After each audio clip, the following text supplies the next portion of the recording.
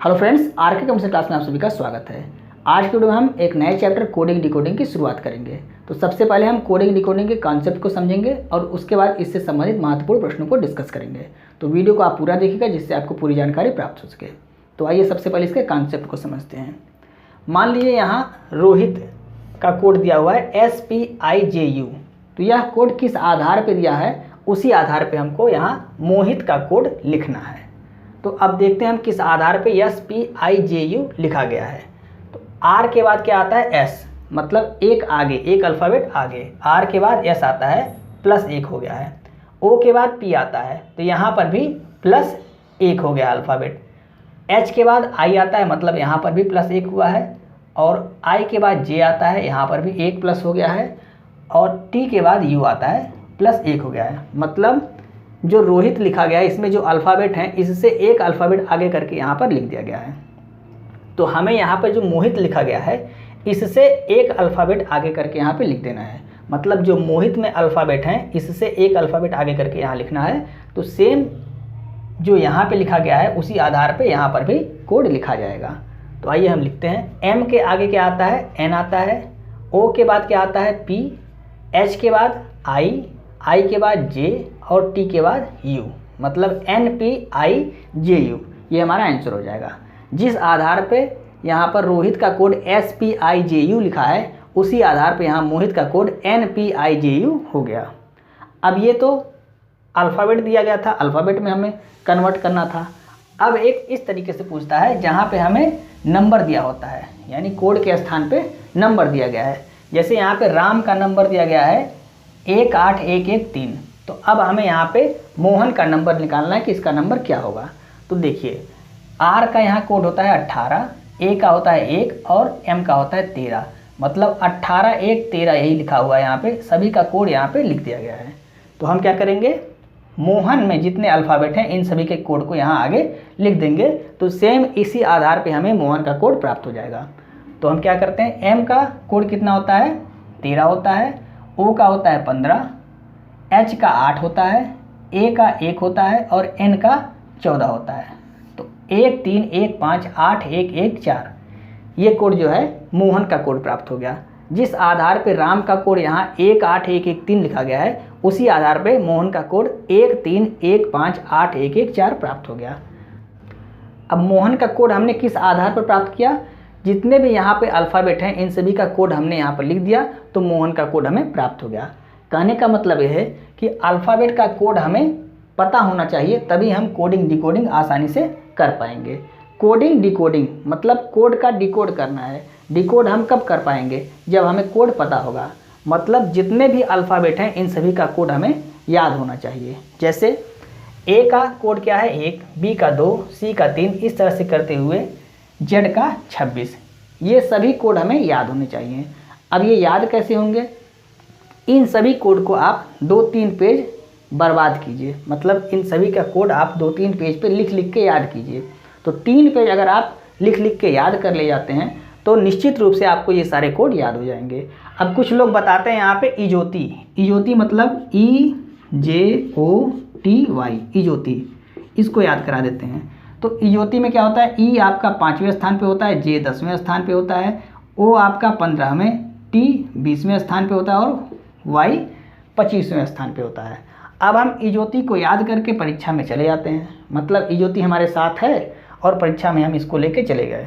अब परीक्षा में क्या हुआ, इजोती ने धोखा दे दिया।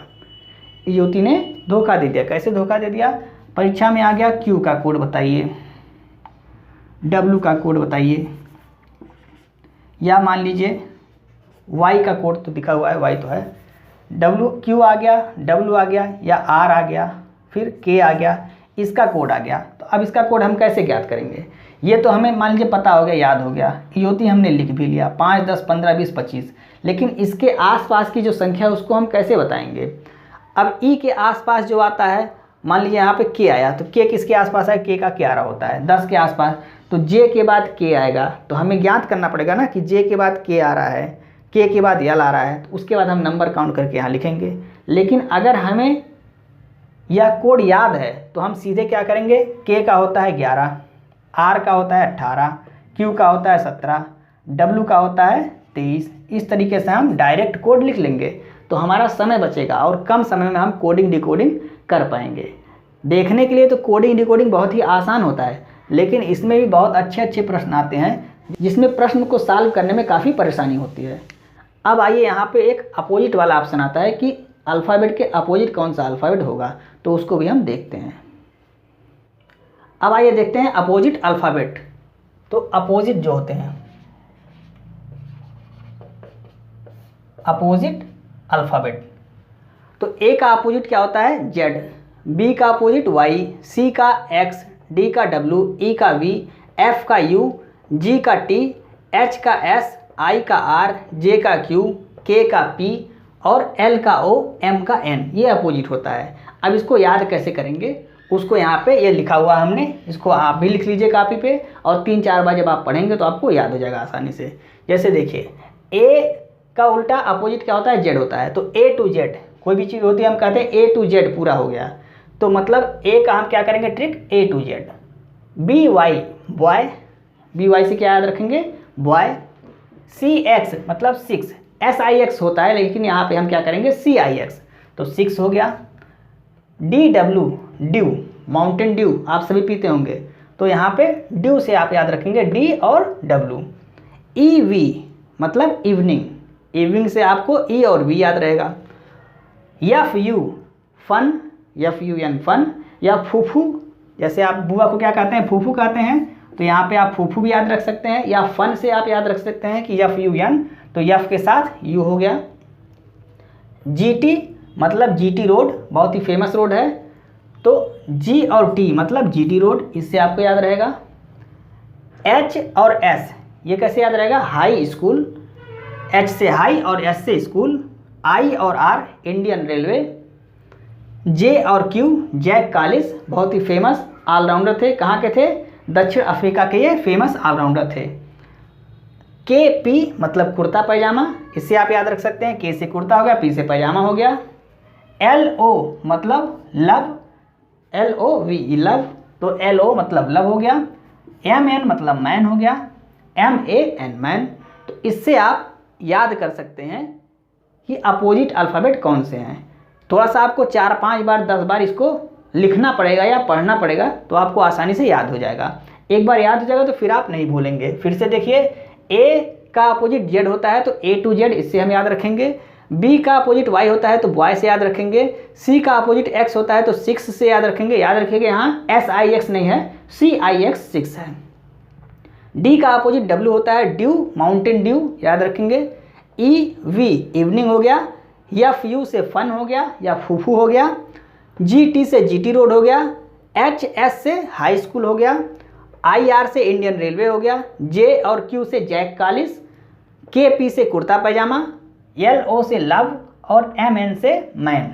तो इस तरह से आप ट्रिक के माध्यम से अपोजिट को याद कर जाएंगे, क्योंकि अपोजिट पर भी प्रश्न बनते हैं। तो आइए अब इससे संबंधित हम महत्वपूर्ण प्रश्नों को डिस्कस करते हैं।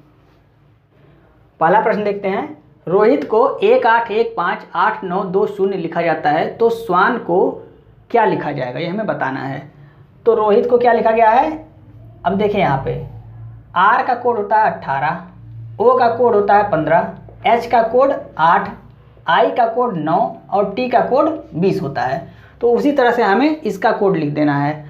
तो यहाँ क्या है SWAN, एस का कोड कितना होता है 19, डब्ल्यू का 23, ए का 1 और एन का आपका 14 कोड होता है। आंसर हमारा क्या हो गया 19231114, यही हमारा आंसर हो गया। आंसर आपका जल्दी कब आएगा, जब आपको कोड पता रहेगा। और अभी हम प्रश्नों को जब सॉल्व करेंगे और अगर आप ध्यान से देख रहे हैं तो लगभग आधे कोड आपको वैसे ही याद हो जाएंगे। तो आइए देखते हैं दूसरा प्रश्न। TEEN को लिखा गया है 205514, तो इंटर को क्या लिखा जाएगा। तो यहाँ देखिए टी का कोड क्या होता है 20, ई का कोड 5, फिर ई का कोड 5 और एन का कोड 14। तो क्या लिखना है हमको इंटर का कोड ENTER। ई का कोड कितना होता है 5, एन का कोड होता है 14, टी का कोड होता है 20, ई का कोड होता है 5 और आर का कोड होता है 18। आंसर हमारा क्या हो गया 51420518, ये हमारा आंसर हो गया। अब ये प्रश्न आपके लिए है, इसको तीसरा प्रश्न समझ लीजिए। तीसरा प्रश्न ये आपके लिए है, YELL को 2551212 लिखा गया है, तो TALE को क्या लिखा जाएगा? इसका आंसर आप कमेंट बॉक्स में कमेंट करेंगे।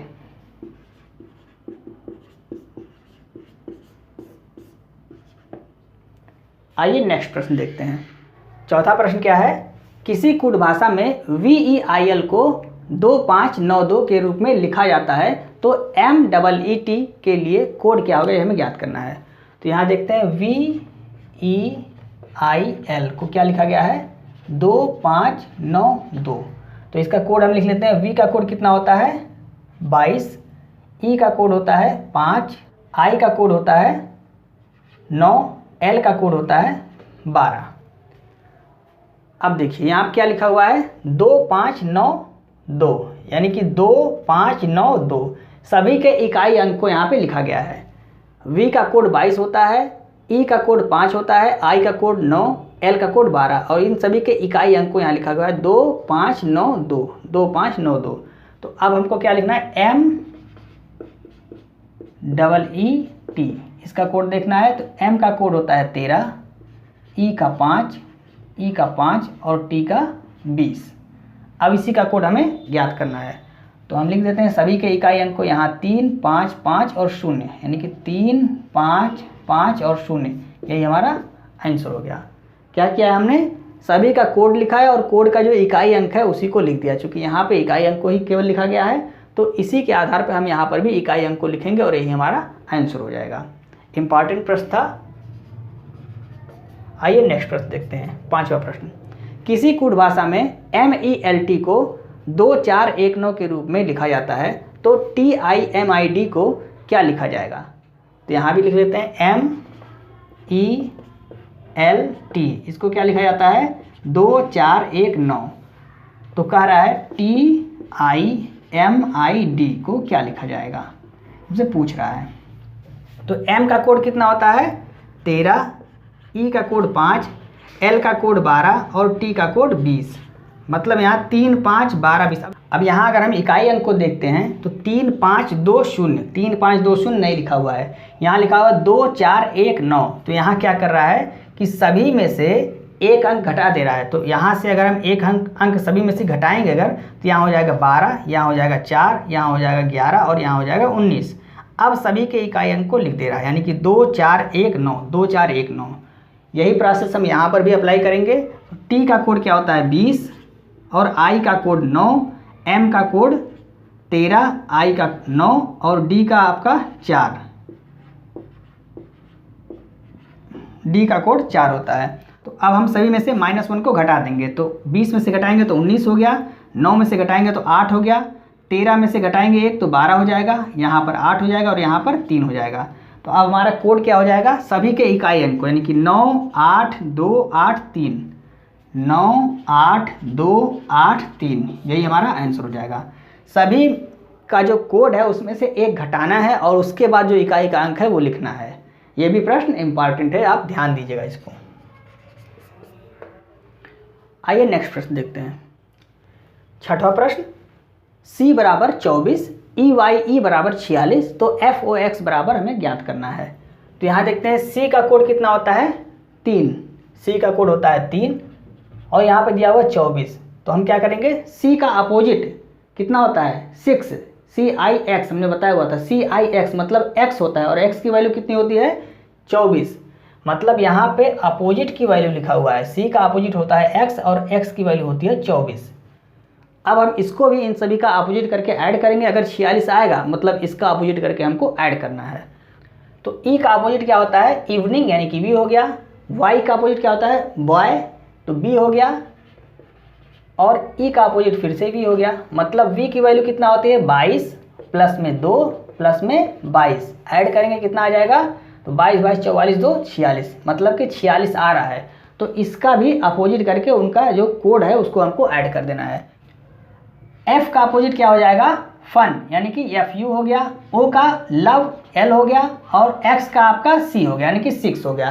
तो U का होता है 21 प्लस में L का होता है आपका 12 और C का होता है 3।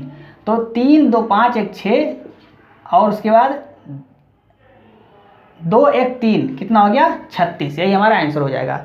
यानी कि 21 12 और 3 इसको ऐड करेंगे तो कितना हो जाएगा 21 और 12 33 और 33 और 3 36 यानी 36 हमारा आंसर हो जाएगा। क्या किया हमने, अपोजिट करके उनका कोड जो निकला है उसी को हमने ऐड कर दिया, ये हमारा आंसर हो जाएगा। अब ये 7वां प्रश्न है, यानी ड्रीम को क्या लिखा हुआ है WIZN लिखा गया है, तो हमको रेन का कोड क्या होगा ये हमें ज्ञात करना है। अब यहाँ पे आपको थोड़ा सा हिंट दे देते हैं कि यह आपका अपोजिट लिखा गया है, तो इसका अपोजिट आपको लिख के आंसर देना है। तो इसका आप कमेंट करके बताएंगे कि कोड क्या हुआ, इसका आपको कमेंट करके बताना है। यहाँ हमने हिंट दे दिया कि यह अपोजिट लिखा हुआ है, तो रेन का अपोजिट क्या होगा यह आपको कमेंट बॉक्स में कमेंट करके बताना है।